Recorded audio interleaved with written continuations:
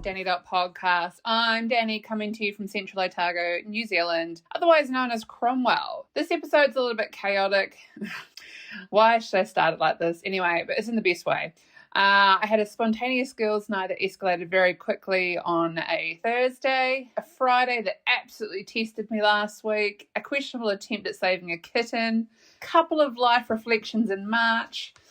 It's giving balance, it's giving I've got it together, but also I don't. So anyway, let's get into it. I feel like right now my life is going so fast and so slow at the same time, and it's actually starting to freak me out. Like, time couldn't speed up any faster because I want to go away on my trip, but also slow the frig down because I have things I need to do before things happen in April. Like, it's just driving me absolutely crazy.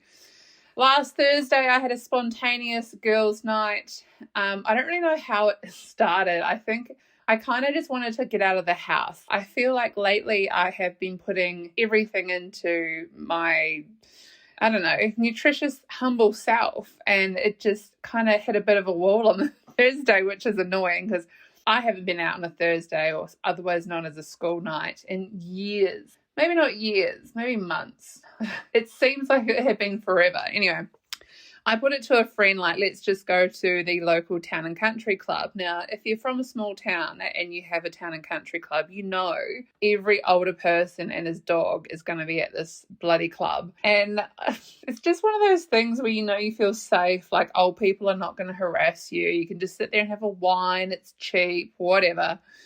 Anyway, oh my gosh, it went downhill so fast. I don't even know what happened. We were just enjoying a wine, and then it kind of got to about 7:30, and my friend who I was with said, okay, like, let's bounce from the town and country club and go to the pub. Like, I think she kind of said something along the lines of, let's get fucked up. And I was like, no, it's Thursday. So I don't know. She brought the next round, which was bourbon and Coke and fireball shots. And then I just kind of said to her, like, is everything okay? Like, why do you want to go on a bender on a Thursday? But then I kind of remember that she actually works for her husband and I work from home, so no one will be none the wiser, basically. I completely blanked on the fact that I had some serious work meetings Friday up until about 1 p.m. So I was a little bit stressed on the Friday morning, let's say. But the night itself was well needed and totally overdue. I mean, this is a catch up with a friend who, like, she's got some other friends that are kind of like loud in the sense that I don't like drinking with them because I feel like they're like 10 years younger than me, but they're not. They're, 1 year younger than me. But their drinking mindset is just a little bit childish. So I kind of just wanted to get her away and just kind of have a couple of drinks just by ourselves and catch up and talk about like adult things without it being like a shit show. So it was really good. And I think we were home by about midnight. We actually got out of the courtesy coach, which was dropping us home. And she'd forgotten her phone. So I messaged the bartender and I was like, shit, we've left a phone on the table. He sent me a photo and he says, yeah, it's behind the spirits at the bar. We'll see you tomorrow afternoon. And I was like, where can you ever message the bartender who's not a friend of mine? Like, he's not on my phone. He's not on my social media. I just basically found him and was like, hey, look, we left a phone on the table. Where in the world can you do that? And they just think, oh, yeah, that's cool. That's yours. I'll put it aside. We'll see you tomorrow night. Like, they just know. And that kind of just makes me feel like safe in a sense. I don't know. So after all these meetings and whatnot happened on the Friday, I was dying a death. Like, I don't know, I just felt like I was having an out-of-body experience. Like, I know on the video calls and stuff, I look like a sweaty piece of shit, but I was trying my hardest. Like, yeah, the alcohol was permeating out of my body. It was disgusting. I went in and had a shower and I was lying on my bed and I was scrolling social media, which I hadn't even done that day. Like, Friday was a blur. And I came across a post that said that there was a kitten who was near a very well-known walk in Cromwell. It's the 45th parallel. If you're ever familiar with it or you're traveling through Cromwell, I do recommend it. It is amazing. And basically he just said that it was across from the car park and it was coming down the hill, but it was being scared off by the traffic. So I was like, okay, I'll go and try and save the kitten and do a good deed. I mean, God, karma can't bite me in the ass twice, can it? I didn't go out on a Thursday and get caught, so there's that. Anyway, I got halfway up the stupid 45th parallel and I got bitten by multiple sandflies, which I thought was weird because there was no stagnant water nearby. It was literally in a paddock. So now my body is all spotty. I've got them up around my neck. I've got them on my boob. It's like just disgusting. I think maybe it's because of my blood thinners. I don't know. I went back twice. My boss messaged me and was like, can you submit your credit card payments for the month? And you've got like 7 minutes to do so. And I'm like, shit, like I'm halfway up a friggin' hill in a paddock trying to catch a kitten. I didn't tell her this, but I ran back down the hill, jumped in my car and sped home.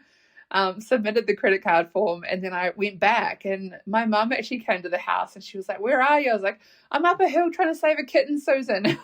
So sorry to say, I actually still don't have the kitten, never found it. I must have spent like 3 hours. And then I think because I was a little bit hungover, I wasn't really thinking about the fact that the 45th parallel beats you up. And Saturday, Sunday, I felt like I could barely move. Like my legs were just heavy. It does things to your body and it doesn't feel like it would because it's like a steady incline and then it's not.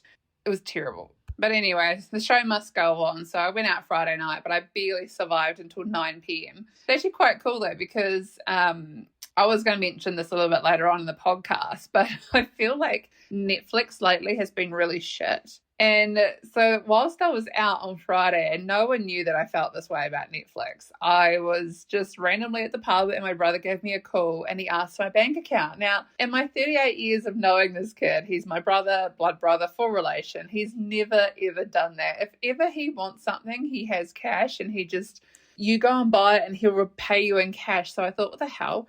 But he wanted to give me some money for the sports channel, which was to be added to my TV package at the main house here in Cromwell. Now, I did that, and then I actually was sitting at the pub and I thought, it's like 9 o'clock. I could go home, I could make myself a decent meal, and I could watch a bit of the sports channel because now it's on our TVs. So I did, and I was so excited. I'm enjoying sports again, but that's not the point. Netflix has gone to the absolute dogs. I don't know what it is. I can't get into anything. Everything's shit. The Disney Channel doesn't update shows and movies fast enough, in my opinion. But Prime Movies. Now, look, I just wanted to kind of put this out there. If you're not familiar with the Amazon Prime Movie application, oh my goodness. In 2 days, I've watched 5 movies and I'm very impressed at the quality and the entertainment. More so, I did read an article, maybe Friday, Saturday-ish, about if you watch a movie and you have to be on your phone or doing something, it's active borderline ADHD dependency or a serious addiction. Like you need constant stimulation. Your body reacts differently. I was pleasantly surprised that in these movies on Prime, I did not touch my phone once. My friends think I've gone MIA, which I haven't. I did tell my mum this, and she made the comment, well, it helps when Jason Momoa is in the Wrecking Crew movie, which I was impressed with. Not only was it a good story, the action was perfect. I would watch it again, not just because of Jason, if you know, you know. But I don't know the science around touching your phone when lately it's been a lot. So obviously, I don't know, I felt really relaxed and I was very content just to sit and watch, not to see what was going on in the world whilst I was trying to fall in and enjoy a movie, but just to watch something that, I don't know, and the funny thing was, because I watched these movies, I held on to what they were about and I've been telling people, I haven't done that in months. I don't know. Netflix is just boring. It's understimulating. I think it's easy for people just to pick up their phones and scroll shit. You know, that it's natural, but I don't know. There's something about that Amazon Prime friggin' movie channel. I was just loving it. Anyway, what are we doing with March? Well, March has been super uneventful. Like it's been very boring, very relaxed. I was eating well, moving my body, just plodding along. Consistency is difficult, as you may have become aware in the past episode where I got the speed wobbles. The reflection was around if I'm actually good at any of this, why can I not keep it going in my 75 medium challenge? I suck at being consistent. But the takeaway here is that no one's perfect and life wouldn't be life if it was simple. I mean, to be juggled, just not in the way that maybe I juggle things, because everyone says I do too much and I spread myself too thin and I habit stack like a freaking maniac. But to me, I am only here to look after myself. So I suppose I do a lot. I understand that. But in everything that I've been doing in March has just been super uneventful. It's been kind of difficult even having a podcast around this because I'm not doing anything. A few people have even said to me, you normally have a topic and then you talk about your life around the topic. And I'm like, I can't even be fucked. I don't even want to talk about a topic. I just feel really uninterested in things because I'm solely focused on myself. And I think it's really reflective when I did 75 hard that I was exactly the same. You really energized, but in yourself. So yeah, look, these past couple of episodes have been relatively life enduring because it's just what I'm doing in life. I don't know, we're not talking anything in particular. So we are ending March today on a pass the dish I am trying out. The cost of meat in New Zealand is expensive. And so I'm trying to make some really hearty, healthy meals with lots of flavour and very little ingredients, also from scratch. So right now I'm making a lamb ragu in the slow cooker and I'm going to add some pappardelle pasta. Funny enough, I was actually just getting Poe out of the wardrobe. He likes to hide. No, actually that's a lie. He was hiding because I just gave him his worm tablets. Oh, yes, he is 5.9 kilos, almost 6, so I had to give him 3 tablets and it was a friggin' nightmare. Anyway, I found where my mum had been stashing her overflow of wine and I noticed a strange bottle of something called Brown Brothers Sienna, which simply on the back translates to tasting summer berries in a glass filled with ripe cherries and juicy berries with a gentle spritz. Now, look, to me, a spritz is a bubbly drink, so I got a little bit excited. I love a spritz. I love an Aperol spritz, so it's in the fridge. I'm going to call it the After-Work March Beveragino to celebrate the end of a fantastic month. Super boring, super relaxing, super healthy and nutritious, but also enjoying a good meal with my mum. She's going to visit me for dinner. I could be wrong. This could absolutely be rubbish wine, but she did say if I find wine I like, I can't say I do like it because I've never tried this one in my life, just to drink it because she had been saving wine and it's beginning to become a thing. She's realised she's got a lot. We need to enjoy it more. I mean, this is coming from the woman who turns up to my apartment in Australia in 2019 when I first got diagnosed with a blood clot. She brings me 2 bottles of Wilbing Tree Blondie and she says to me, drink it, don't save it, I want you to enjoy it. And here we are, years later, and I'm the one going through her wine cellar and she's telling me if I find anything I like, I can drink it. Are you joking? So anyway, yeah, I'm going to enjoy that tonight. I have eaten everything you can imagine from scratch that you possibly can make. And I say that really broadly. It's been difficult to talk about just because I really wanted to go back to basics and enjoy things that our older generations would eat. I have meal prepped a heck of a lot. It's actually been quite enjoyable for someone that works from home. So yeah, it was that. I did eat the same thing Friday, Saturday, Sunday for dinner, which was not leftovers. I just absolutely craved that chopped salad I talked about previously. However, I threw it in a wrap with some chicken. So I ate one for dinner each night and it was very uneventful and quite boring, but it was delicious. And I think when you can do things like this and you have really good nutritious ingredients, I do think I have had my 5+ a day each day for vegetables and fruits. Speaking of, right now we are stripping the peach tree and the grapevine outside, so there is grapes and peaches everywhere. I'm currently stewing peaches. The house smells like a peach. I've been on top of my supplements and vitamins like an absolute banshee, which is probably why I needed to blow off the steam on the Thursday night and have a girls' night, just because I felt a little bit too put together. I'm not one that likes to feel like that. It feels too, I don't know. There's not even a word for it. Speaking of, I had a lot of response to the comment I made about going out and not doing one thing that makes you feel like you're not so put together. And a lot of people agreed. The most common thing was not shaving the back of your legs, which freaks me out. You guys are gross. I wanted to reiterate, I meant plucking your eyebrows or forgetting to wear a necklace, not your bloody leg hair. I would constantly be mindful someone could tell I had fluffy legs on the backs. It's so gross. Anyway, this is exciting. It is April Fool's Day tomorrow. We're coming into April. I have Warbirds this Friday. I just want to reiterate, there is no modern aircraft this year. The war sucks. I found this out at the pub and I chose violence on social media. I have no regrets. But if anyone saw the comments, I apologize. I was just furious. And then I had to go back and delete those comments. So if I ever wanted to go to the United States, I could apply for a visa and actually be let in.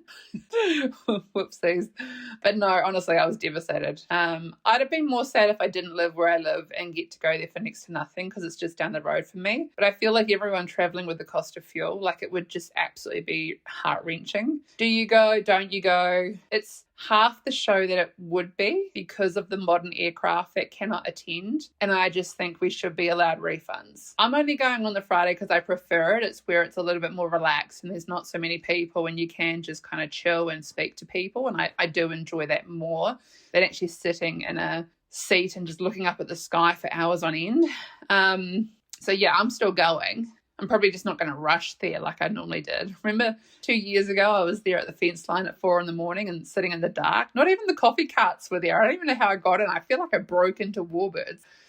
Anyway, speaking of, here comes April, and I am not ready for it. I'm lucky because since Otago Day last Monday, I actually get 3 4-day work weeks in a row. So, yeah, yay me. But from this weekend onwards, I'm fully stretched with house bookings, guests and events and travel. Like, I'm not going to sugarcoat it. I have lapped up the quiet this month, but I know what's coming. I did prepare myself slightly for this. And no, I haven't brought lots of new outfits like I normally would on Shein or be prepared like the way I normally am. I think it's just a mental thing. You know you won't be alone until May. I don't know. I'm just ready. No, wait. This Friday when I'm parked up on the fence line at Warbirds is when I'll be alone for the last time, which actually cracks me up. It'll be something that I love doing, and then sad day is just an absolute shit show. I think I have 4 boxes of wine, so 4 dozen wines coming to make sure that every one of my guests has got a bit of Central Otago wine in them. And I've got itineraries and lists and places to go if the weather is shit, and a sitter for my cat while I'm away at things. It's going to be absolute chaos. I cannot wait to share it with you guys and, you know, just visit people. I do love visiting. I'm an actual social butterfly. I just think as I get older, I'm more inclined to enjoy the quiet and just sit at home and watch movies is what I've been doing. That's weird, isn't it? I do need to remember I need to get my immunisations on the 7th of April for my travel. I'm going about this like the war isn't happening. I'm still going on my trip, so just remind me. I feel really deflated. I can't not do my 75 medium challenge because I've got like 43 days to go. I just know that somewhere along the line, potentially I might not actually get to go on this trip, but I feel like there's nothing that's in the way of my trip going ahead. It's just me preparing, and it's kind of been heavy. That's not to say that everything could work out and it'll just be fine. It's just like the unknown is pissing me off. I think even my friends have noticed it too, because my communications just stopped. I'm like, I can't be bothered. I'm barely opening social media as is. I'm just kind of like plodding along. I spend more time in the garden reading books and just chilling with, you know, nature, which is so weird, I know, than actually, I don't know, being more aware of what's actually happening in the world. And that's saying a lot, because normally I'm the one telling everyone like, oh, I've noticed this was on the news or whatever. And lately I'm just like, no. You can tell because, you know, I did that podcast episode recently where I was psycho. I was just like spiraling, and now I'm just like, what ifs? It is what it is. When it comes to Airbnb and stuff in April, it's empty. There's one guy next Sunday. I've actually blocked out most of April just because of how busy I am personally. I'm like, I can't be bothered with people in my house I don't know, let alone the guests I even have coming. So, yeah, that's going to be interesting. But it's fine because I've already like pre-prepared for all of this financially with all the guests I had in January, February. So whatever, it is what it is. And I feel like a lot of people are cancelling their travels and stuff because of everything that's happening. So whatever, it's not even a big deal. I was on Facebook. I've joined a couple of Facebook groups in regards to Airbnb. I don't know what's going on in the world, but the amount of stuff that's super dodgy, like one person, this kind of scares me a little bit. There was an Airbnb host that actually posted that they were requested by the guests that they were going to leave, and they were already checked into their accommodation. They were there for 2 hours. They've obviously done a couple of checks. They wanted a refund, and they'd requested it from Airbnb because the vacuum cleaner smelled.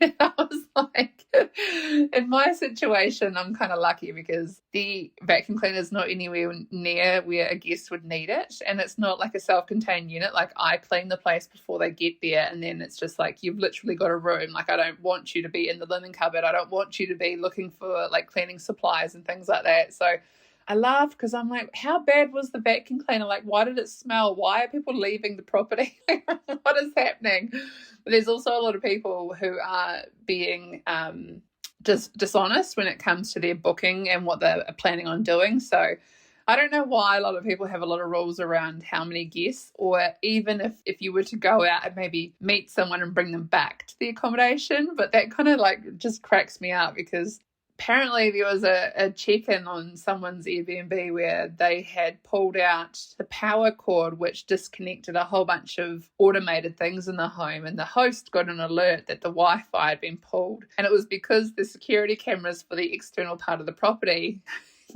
would have shown that some guest had picked up at a bar and brought the guest back to the house. And I was like, wow, the extremity some people go to have like a little bit of a route. It cracks me up. I'm so grateful that people have been so kind to me as a host. But yeah, there's a lot of crazy shit happening in the world, and the stories I've seen. I actually think I could do a podcast episode solely on my own experiences with Airbnb, but also what I've been seeing about, from other host perspectives and what people are doing in the world.